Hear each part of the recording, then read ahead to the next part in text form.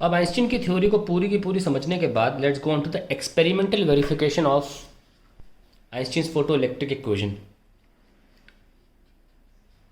Experimental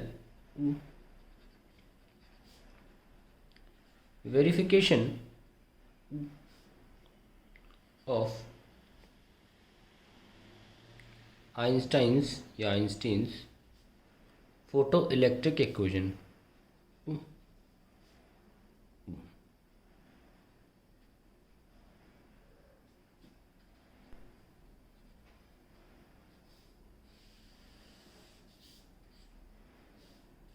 bye Robert Millikan.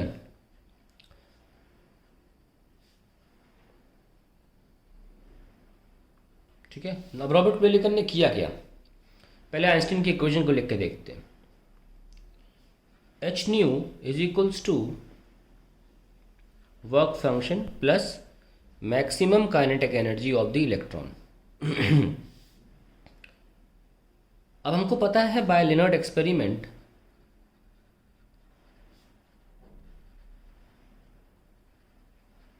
कि maximum kinetic energy जो थी वो एक्चुअली में इलेक्ट्रॉन वोल्ट में स्टॉपिंग पोटेंशियल थी। तो इसको हम लिख लेते हैं और K max is equals to h nu minus phi naught. और ध्यान रखें नॉर्मली हम इसको लिखते हैं equation as an Einstein equation. सही मायनों में आइंस्टीन ने इसको अपनी इक्वेशन बताया था, फोटो इलेक्ट्रिक इक्वेशन को, ना कि इसे। हालांकि कोई फ़र्क नहीं है, हम इसको यहाँ ही लेकर आए हैं बस, लेकिन इस फाई को यहाँ लेकर आए हैं बस, लेकिन अब जो उन्होंने इक्वेशन एग्जैक्टली लिख के भेजी वही हम उनके नाम से इक्वेशन को बताएंगे। खैर, इसकी जगह पे आप ई वी नॉट को रिप्लेस कर सकते हैं and then V naught is equals to H by E nu minus phi naught by E.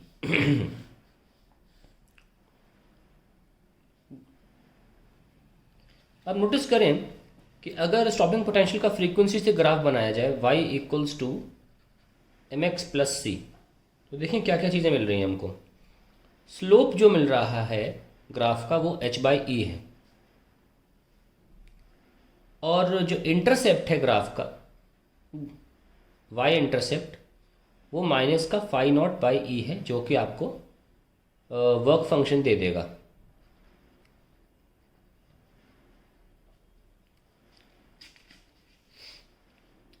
So now let's make the graph.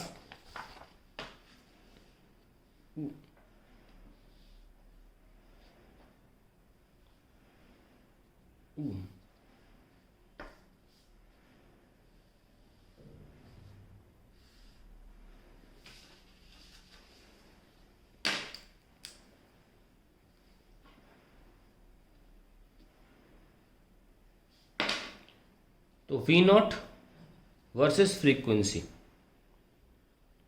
जब ये ग्राफ प्लॉट किया गया तो obviously it was a straight line, और आप देख सकते हैं इक्वेशन में h by E nu minus work function by E by E. अगर वी नॉट ज़ीरो हो जाए at V naught equal to zero, stopping potential है ना ये, H nu by E becomes equals to phi naught by E. इस पर हम frequency को भी एक अलग नाम से बुलाएंगे, न्यू नॉट। ओके, आप कैंसिल कर सकते हैं, तो फाई नॉट क्या हो जाएगा, H new not. That means ये जो एक्स इंटरसेप्ट है ये आपको एच से मल्टीप्लाई होने पर वर्क फंक्शन दे देगा। At the same time this is a threshold frequency. तो हम लिख सकते हैं इंपॉर्टेंट इस ग्राफ का aspect, the line cuts the x axis या cuts the frequency axis at threshold frequency, क्योंकि हमने स्टॉपिंग पोटेंशियल को जीरो माना है, नहीं काइनेटिक एनर्जी को जीरो माना है, ये काइनेटिक एनर्जी दिखाता है। Cut the frequency axis at threshold frequency new not. इसका y इंटरसेप्ट जो है वो डॉटेड बनाना पड़ेगा आपको, ओके, क्योंकि थ्रेशोल्ड फ्रीक्वेंसी से भीतर ग्राफ बनता ही नहीं है, कोई इलेक्ट्रॉन निकलेगा ही नहीं, थ्रेशोल्ड फ्रीक्वेंसी से कम में कोई इलेक्ट्रॉन निकलेगा ही नहीं, कोई काइनेटिक एनर्जी नेगेटिव हो जाएगी। लेकिन हम क्यों प्लॉट कर रहे हैं, उससे क्या होगा कि क्वेश्चंस में हमें डायरेक्टली वर्क फंक्शन मिल जाया करेगा इन इलेक्ट्रॉन वोल्ट। ओके, तो ये एक फ़ायदा था इसको प्लॉट करने का। हालांकि ग्राफ कभी नीचे नहीं बनाया जा सकता। एट द सेम टाइम ये थीटा है, तो ग्राफ का जो स्लोप था वो h/e था, और यही सबसे बड़ी चीज़ थी जिससे कि हमें ये साबित कर दिया रॉबर्ट मिलिकन ने कि आइंस्टीन की इक्वेशन, फोटो इलेक्ट्रिक इक्वेशन जो है वो बिल्कुल सही है। क्यों कि देखिए ये हिस्सा जो है, अगर हम बात करें मान लीजिए ओ ए और ये बी, ये भी तो थीटा होगा। तो slope of curve Einstein Robert Millikan ने कैसे निकाला होगा, perpendicular O B upon base O A, ऐसे ही निकाला होगा, जो कि tan थीटा के बराबर है, इज इक्वल्स टू h/e। तो जब उन्होंने h की वैल्यू निकाली e O B by O A, वो एग्जैक्टली मैच करी जो h की वैल्यू एक्चुअली में पहले निकाली जा चुकी थी एक्यूरेटली बाय अदर एक्सपेरिमेंट्स। जो मोस्ट इम्पॉर्टेंट एक्सपेरिमेंट था जिससे कि h की वैल्यू एक्सपेरिमेंट था जिससे h की वैल्यू निकाली गई थी, वो था experiment on the black body radiations.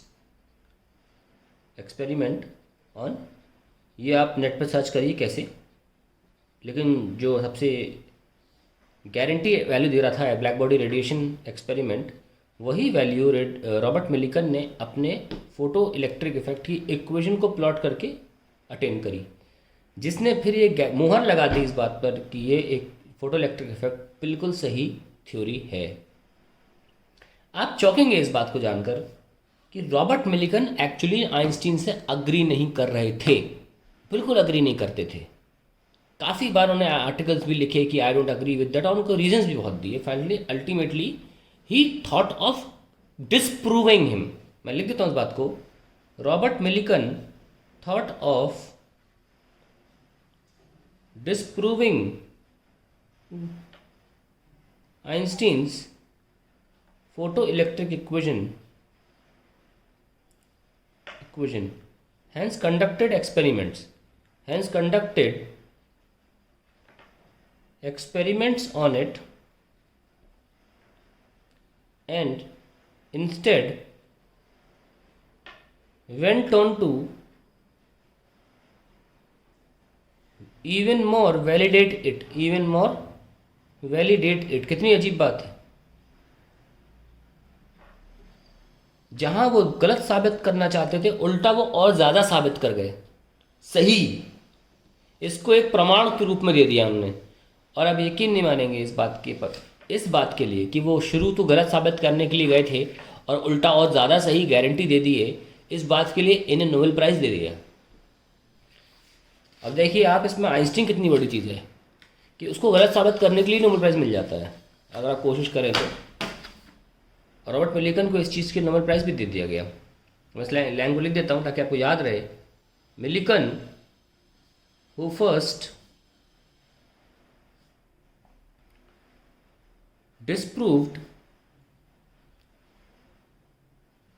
disapproved Einstein's photoelectric equation ended in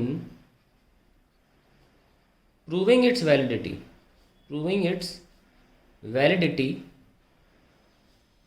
and even won Nobel Prize for it।